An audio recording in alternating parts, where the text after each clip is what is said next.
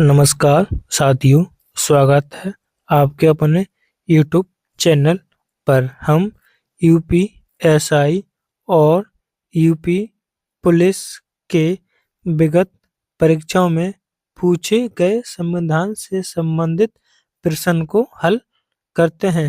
अभी तक हमने 319 प्रश्न को हल कर चुके हैं।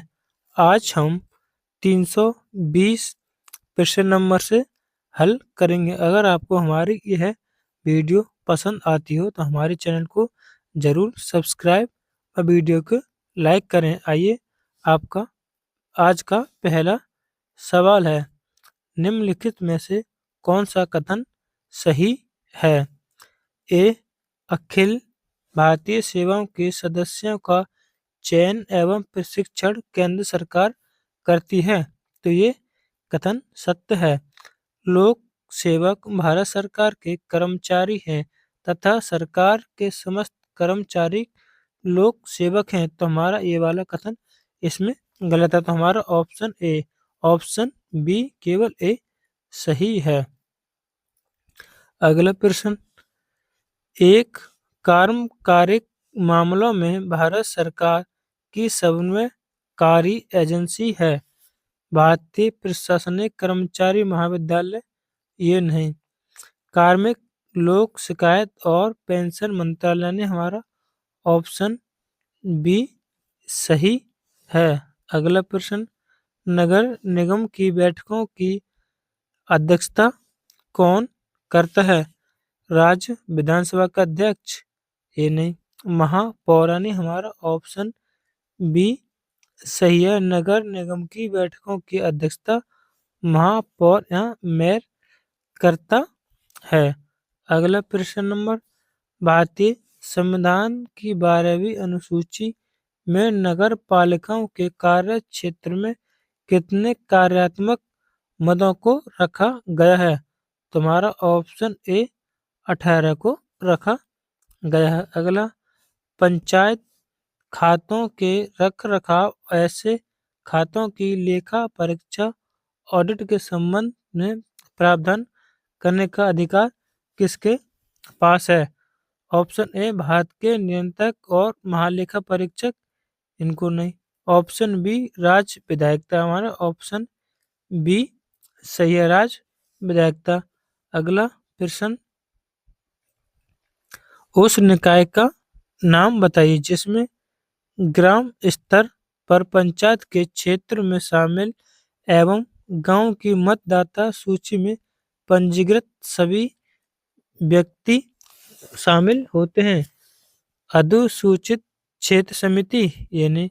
हमारा ऑप्शन बी ग्राम सभा।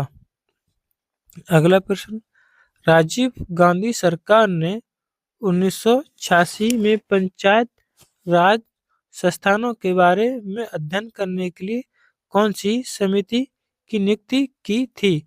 तो हमारा ऑप्शन ए LM सिंघवी समिति, यानी इस समिति की नियुक्ति की थी राजीव गांधी सरकार 1986 में। इसमें हमारा ऑप्शन ए सही।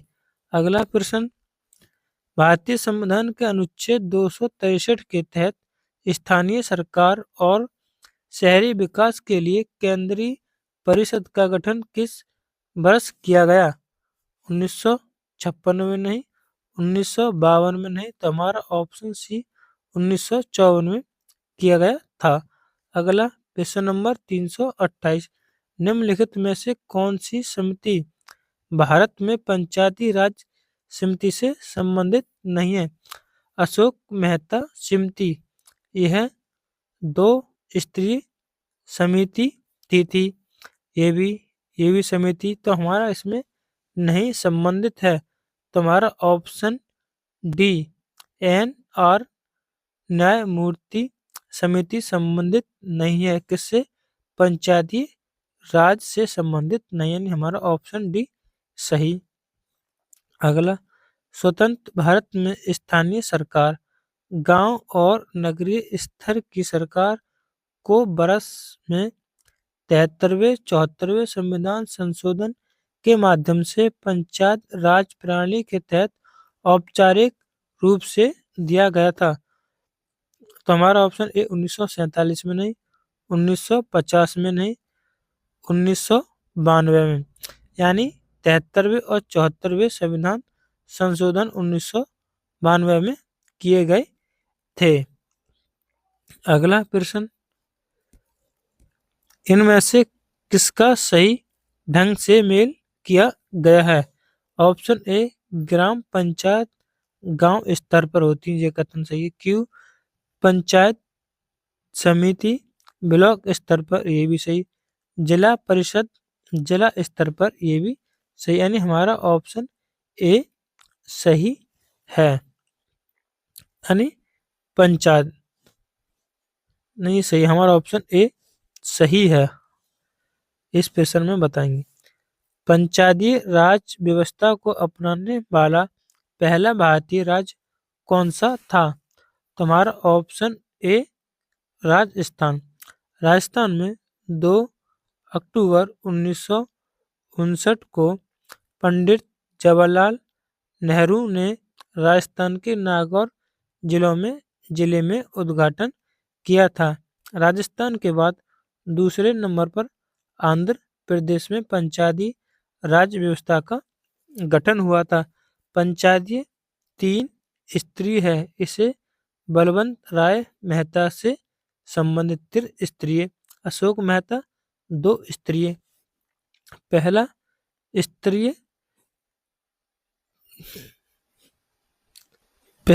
स्तरीय जिला पंचायत, दूसरा क्षेत्र पंचायत और तीसरा ग्राम पंचायत, 3 स्तरीय पर था। अगला प्रश्न, किस वर्ष में नगर निगम के प्रावधान से युक्त 12वीं अनुसूची को संविधान में जोड़ा गया था? तुम्हारा सही जवाब होगा ऑप्शन डी 1992 में। अगला प्रश्न, भारतीय संविधान में पंचायत राज के तहत किस सभा का उल्लेख है? जिला सभा इसका नहीं, ग्राम सभा, यानी हमारा ऑप्शन बी सही है।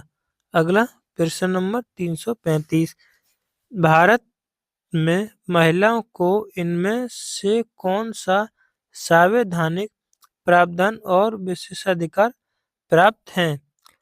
यानी पी, महिलाओं के लिए आरक्षण को हर स्तर पर पंचायतों के अध्यक्षों की कुल संख्या के 1/3 से कम नहीं होना चाहिए, तो ये सही। महिलाओं के लिए आरक्षण को प्रत्येक नगर पालिका में सीधे चुनाव से भरने वाली सीट की कुल संख्या 1/3 से कम नहीं होनी चाहिए, यानी ये भी सही। तो हमारा ऑप्शन ए, पी और क्यू दोनों सही हैं। अगला प्रश्न 336, भारत में सर्वप्रथम 2 अक्टूबर 1959 को पंचायत राज व्यवस्था कहाँ से प्रारंभ हुआ? तो मैंने आपको बताया राजस्थान के नागौर जिले से, यानी हमारा ऑप्शन डी सही है। 337, भारत में राजनीतिक विकेंद्रीकरण क्या सिद्ध करता है? तो हमारा ऑप्शन ए पंचायत राज की स्थापना। अगला प्रश्न नंबर 338, संघ लोक सेवा आयोग के अध्यक्ष और अन्य सदस्यों की नियुक्ति कौन करता है? इसमें हमारा ऑप्शन ए भारत के राष्ट्रपति नियुक्त करते हैं। भारत में पंचायत चुनाव लड़ने के लिए न्यूनतम आयु क्या होनी चाहिए? तो हमारा ऑप्शन बी 21 वर्ष होनी चाहिए। मतदान करने के लिए 18 वर्ष होनी चाहिए। पहले 21 वर्ष थी, 61वें संविधान संशोधन से घटाकर 18 वर्ष कर दी। प्रश्न नंबर 340, भारत की संसद द्वारा पंचायत अधिनियम किस वर्ष लागू किया गया? तो हमारा ऑप्शन सी 1996 में लागू किया था। अगला निम्नलिखित में से किसके पास राष्ट्रपति और उपराष्ट्रपति चुनाव के विवादों का निर्णय लेने का मूल, अनन्य और अंतिम अधिकार होता है?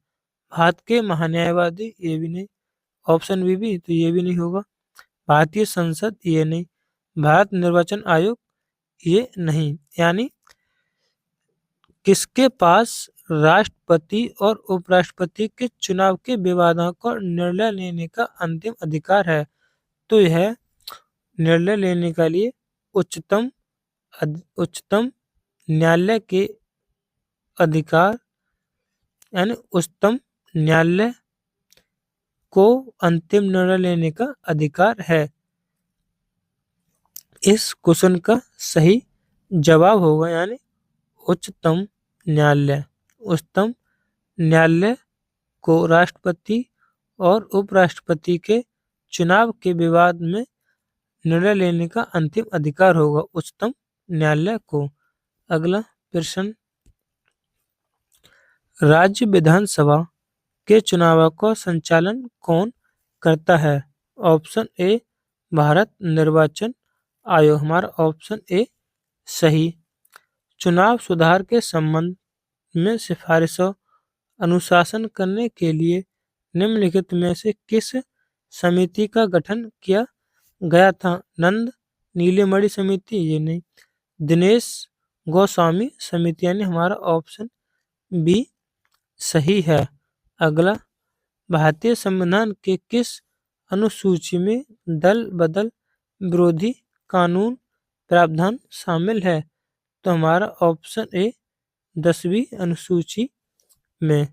अगला, मुख्य निर्वाचन आयुक्त को छोड़कर भारत निर्वाचन आयोग में कितने सदस्य हैं? 2+1, यानी 2 अन्य सदस्य, एक मुख्य चुनाव आयुक्त, यानी हमारा ऑप्शन सी सही है, 2। अगला, भारत में जनसंख्या की दृष्टि से सबसे बड़ा लोकसभा निर्वाचन क्षेत्र कौन सा है? उन्नाव नहीं, कच्छ नहीं, चांदनी चौक नहीं। तो हमारा ऑप्शन बी मलका, ऑप्शन बी मलका जागरी, जो कि तेलंगाना का लोकसभा क्षेत्र है, यानी हमारा इसका ऑप्शन बी सही। निम्नलिखित में से कौन भारत के प्रथम मुख्य निर्वाचन आयुक्त हैं? तो हमारा ऑप्शन डी सुकुमार सेन। अगला, भारत में लोकसभा और राज्यसभा चुनावों में मतदान करने के लिए न्यूनतम आयु होनी चाहिए? तो हमारा ऑप्शन डी 18 बरस होनी चाहिए। पहले कितनी थी? 21, जो कि 61वें संविधान संशोधन द्वारा घटाकर 18 वर्ष कर दी। अगला सवाल, निम्नलिखित में से कौन सा देश का सबसे छोटा लोकसभा निर्वाचक क्षेत्र है? तुम्हारा ऑप्शन ए लक्षद्वीप सबसे छोटा है। मुख्य चुनाव आयुक्त का कार्यकाल कितने वर्ष का होता है? यह वर्ष की उम्र तक भी पहले, यानी 6 वर्ष या 65 वर्ष, यानी जो भी पहले हो, यानी मुख्य चुनाव आयुक्त का कार्यकाल 6 वर्ष होता है, उनकी आयु 65 वर्ष। अगला प्रश्न नंबर 391, निम्नलिखित में से किन कारणों के चलते एक चुनाव याचिका दायर की जा सकती है अथवा किसी निर्वाचन को रद्द किया जा सकता है?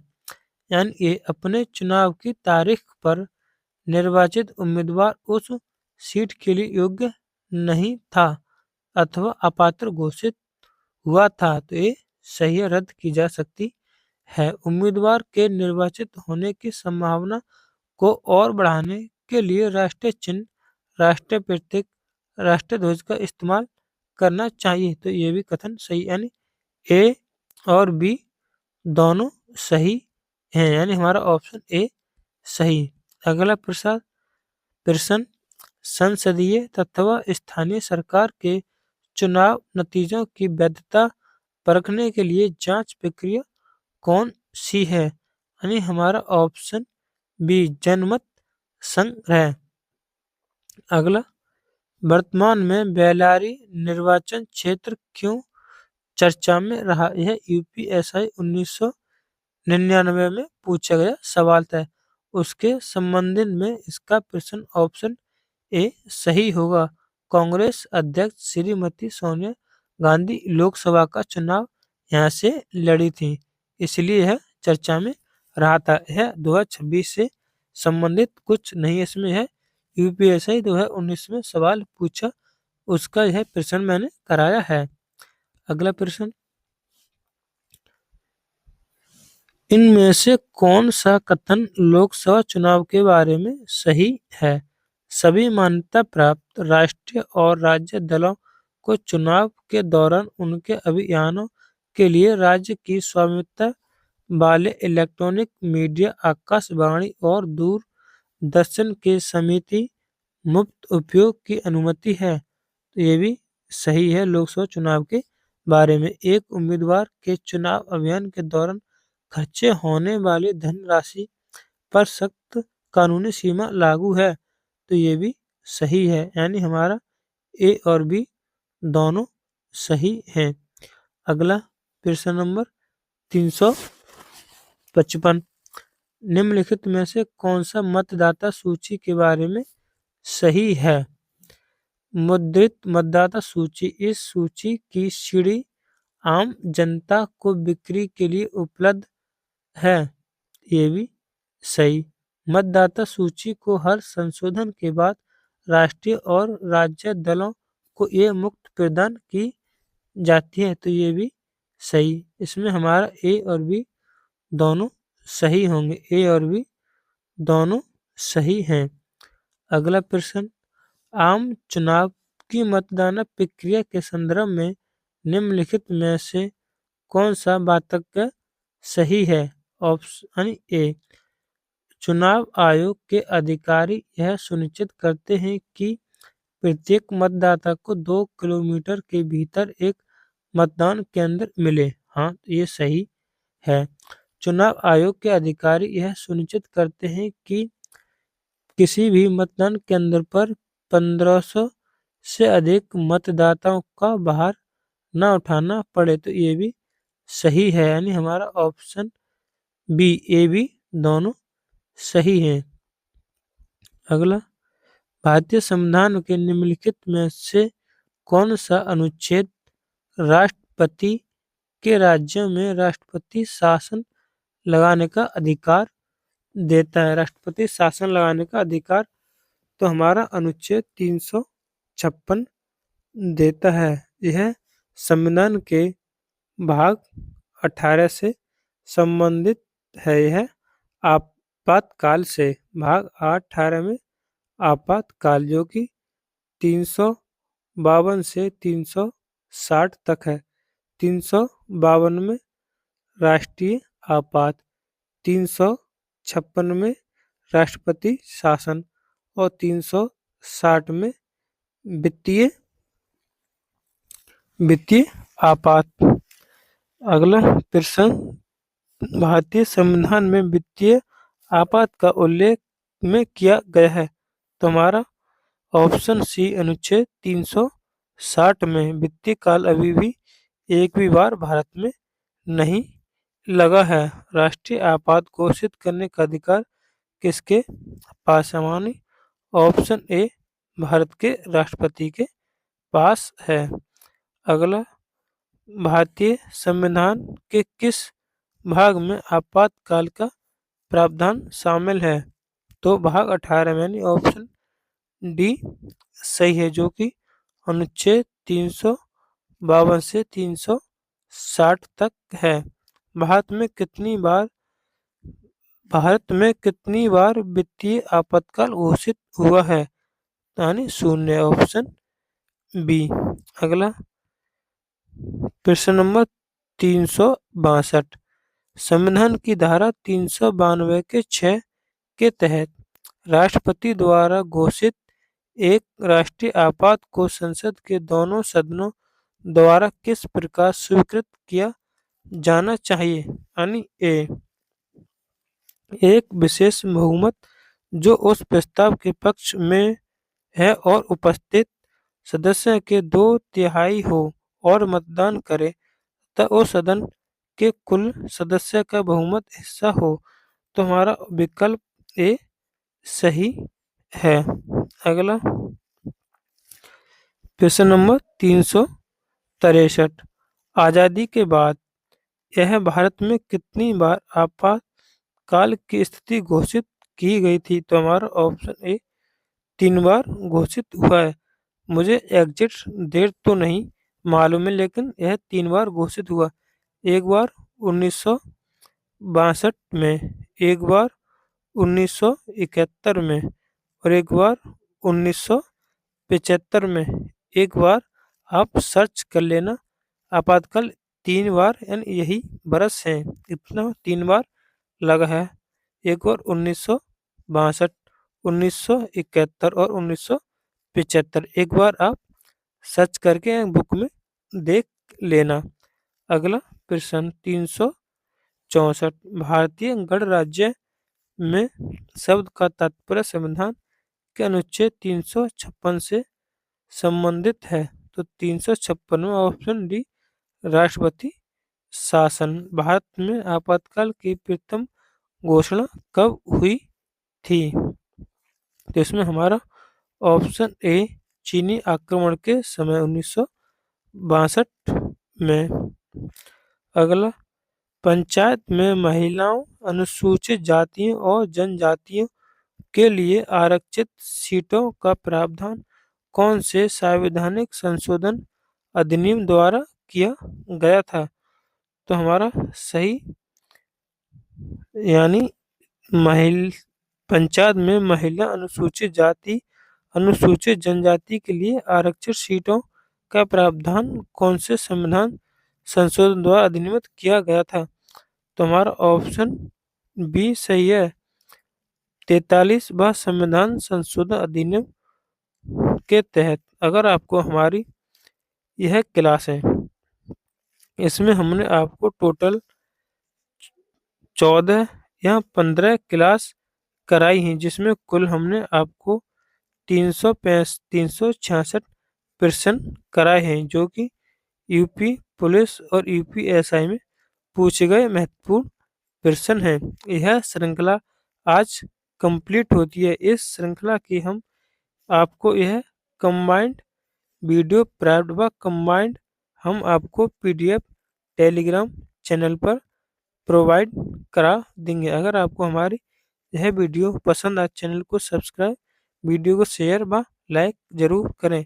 जय हिंद, वंदे मातरम।